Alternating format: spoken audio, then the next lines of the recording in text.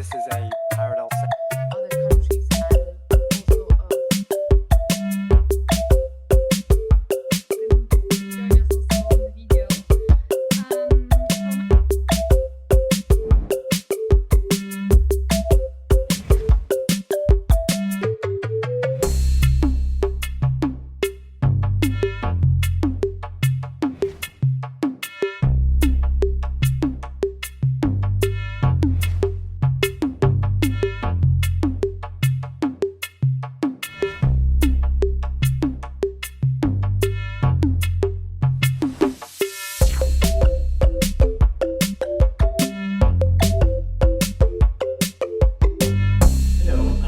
To our third and final OTT Conference of 2020.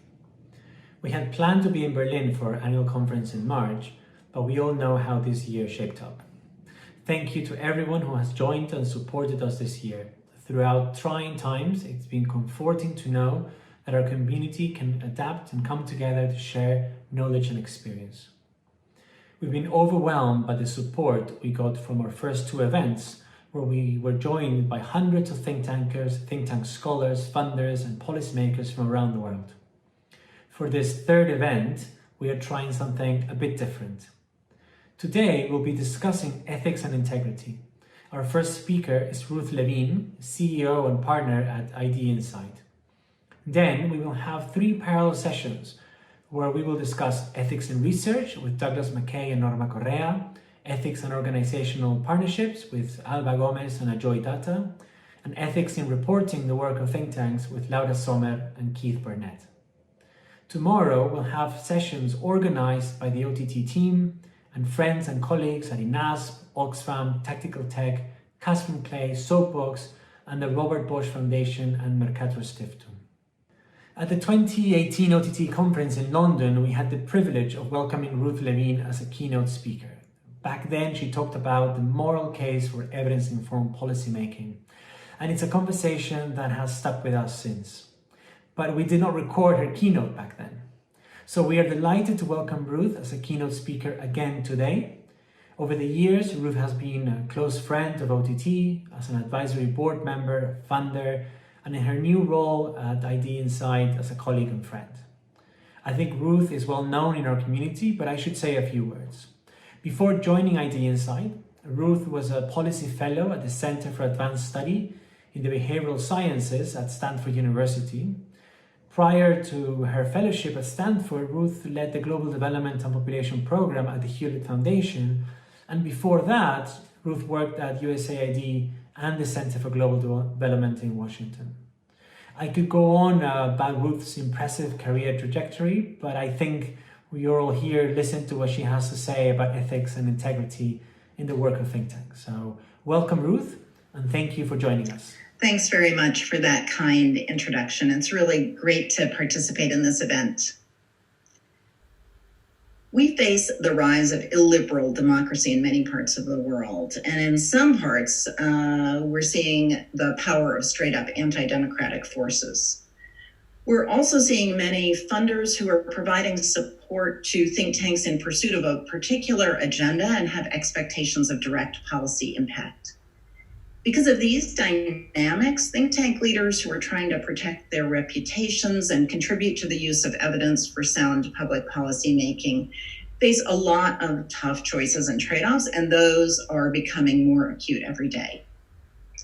So the choices are difficult because of the special position that think tanks have in the evidence ecosystem. They cross boundaries. They span the pursuit of knowledge as an academic institution does with the application of evidence in policymaking. They sit between the independent demands of civil society on the one hand and the protective armor of a political administration on the other.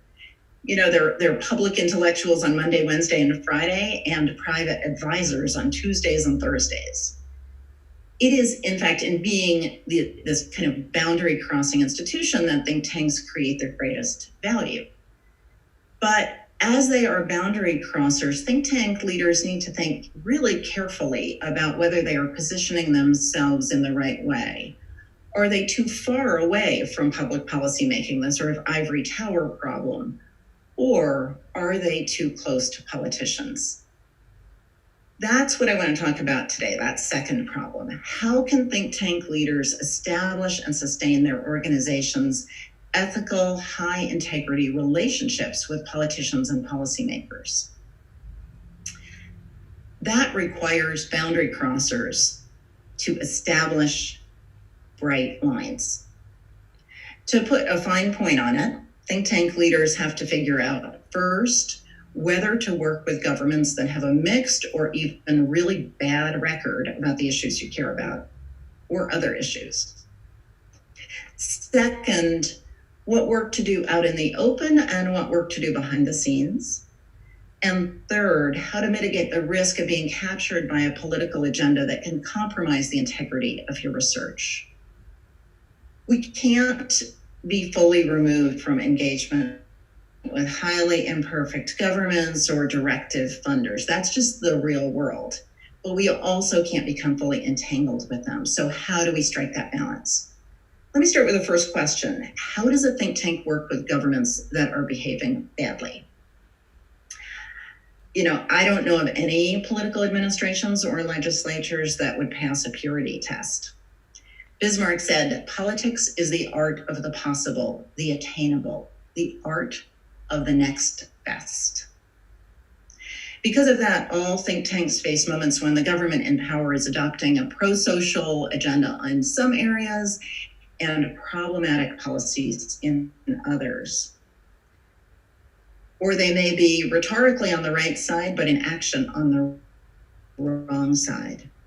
There may be pressures in those cases from either within or outside of your organization to publicly criticize the government or at least to cool off existing relationships.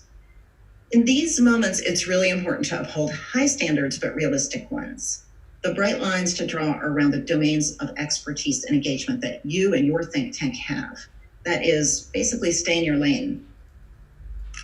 Consider what policy issues are within your span of expertise and influence or very close. For example, if you're working in education policy, that would also likely include a broad set of child and family related policies and maybe civil service related policies, given how many government workers are teachers. But it would exclude probably immigration, military, or environmental policy. Within your span of expertise and influence, you can legitimately make judgment calls about whether the government is acting basically in constructive or destructive ways.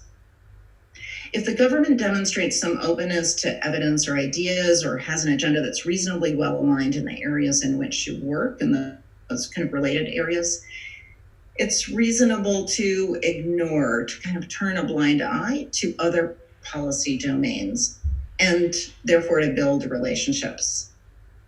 If, on the other hand, the government is acting in a destructive way within your kind of policy space, you really do want to be careful that the work you're doing, the events you're holding, the reports you're putting out, the private conversations you're having, are not being used to sustain harmful actions. You may well be advised to become a vocal critic under those circumstances. There are more extreme situations, and I'm sure we can all kind of nod knowingly about governments that have gone so far off track politically that they are undermining core ideas that animate our work on evidence-informed policymaking. These are governments, political administrations that are fomenting conspiracy theories, punishing enemies with violence, committing grand corruption. Here, there are harder, bright lines that must be drawn.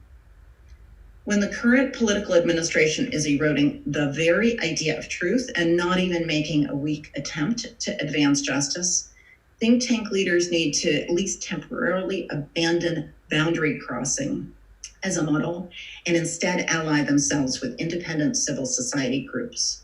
Or there may be opportunities to move to work with different levels of government, whether it's provincial or state, local, municipal, in which political leaders are behaving responsibly. Now for the second question, what work do you do out in the open and what work do you do behind the scenes? Most think tanks adopt the sort of insider-outsider set of practices to inform and influence policy. They publish working papers and briefs. They hold public events to draw attention to a particular research product or an issue. They also have behind the scenes discussions with lawmakers or other politicians and public officials to bring research to the attention, to get it in the right hands, or to provide expert advice. These are both legitimate tools of communication, but private channels can be risky. To protect the organization's reputation for independence, which is a prized asset of most think tanks, even those that are partially funded by government, leaders need to conduct a thought experiment. Let's just call it the headline experiment, and that sort of tells the tale. If it were to become publicly known that you had particular private conversations, would your legitimacy, your reputation be undermined in a fundamental way? Thinking through that question can be aided by consulting with outside advisors in particularly tricky cases so that they can kind of give you a sounding as a proxy for how the general public might perceive things. Here, the bright line is, if your public reputation would be damaged if the behind the scenes conversations hit the headlines, that contact should be avoided. And now for the third question, how to mitigate the risk of being captured by a political agenda that can compromise the integrity of your research. Most think tanks, even the ones that do have a specific kind of policy agenda that motivates their work, need to produce research of high quality to maintain their relationships of trust with the policy community and the general public. They can't be propaganda mills. This means that the methods have to be sound based on the traditions and the disciplines in which you work, whether it's economics or political science, public health, or others. It means that the data need to be collected using accepted methods and represent the people that you say they are representing, and that the conclusions that are drawn are based on empirical evidence. But think tanks aren't academic institutions, and the risk of having the research captured by politics is very real. And it represents even more of a threat when funders are pushing, or potential funders are pushing, a forceful and narrow agenda with predetermined conclusions before the research is done, or sometimes before it starts.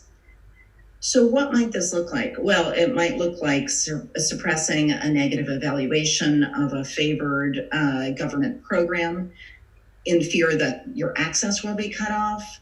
Or it might look like spinning questions in a public opinion poll in a way that you know will get particular answers. So I have confidence that you're not actually doing this, but we all can think of organizations that make a practice of that kind of so-called research.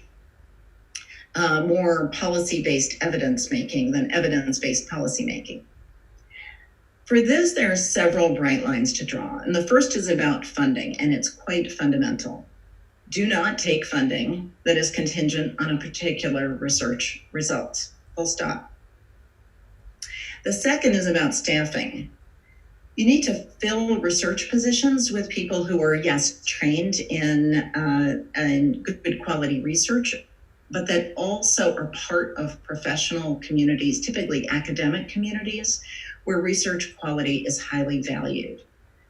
A lot of the risk mitigation around research quality has to do with the intrinsic incentives of the people who are doing the research. And so you want to be working with people who see their social capital as being tied to high quality research. The third is about transparency. You need to commit to peer review, or the version of that works for a think tank, transparent methods, sharing data, and making public information about who is funding your work. Think tanks have a really special role to play in the larger policy and evidence ecosystem, spanning those boundaries in ways that have the potential to make consequential decisions better than they otherwise would be. To play that role, think tank leaders have to figure out whether and how to work with imperfect governments, how to be both public intellectuals and private advisors, and how to retain and sustain a commitment to quality in the research that they do. Good think tanks and researchers stand in this middle space and know that they can be tugged too hard in one direction or another. They create and respect those bright lines to prevent them from being pulled over into the wrong place. So all of this is important because you want to keep your organization in business, but there's a larger motivation. You need to do this because of the importance of what we're all working on, that has the potential to impact hundreds of thousands, millions of people's lives. Through their work that they do, influencing public policy with the best available data and evidence, think tanks help shape whether kids are educated, whether doctors and nurses are available to care for the sick, whether the elderly have pensions, whether young people have jobs, whether the air and water are clean, and whether countries have friendly relationships or go to war. These are huge, huge topics. And while they may seem kind of a world away from the daily decisions about what work you do, how you do it, who funds it, they really are not. You have to pay attention to those decisions so that you can be the best possible influence on these huge world-changing issues. So we're all counting on think tank leaders to make those decisions in the best possible way, upholding these very high standards. Thanks very much.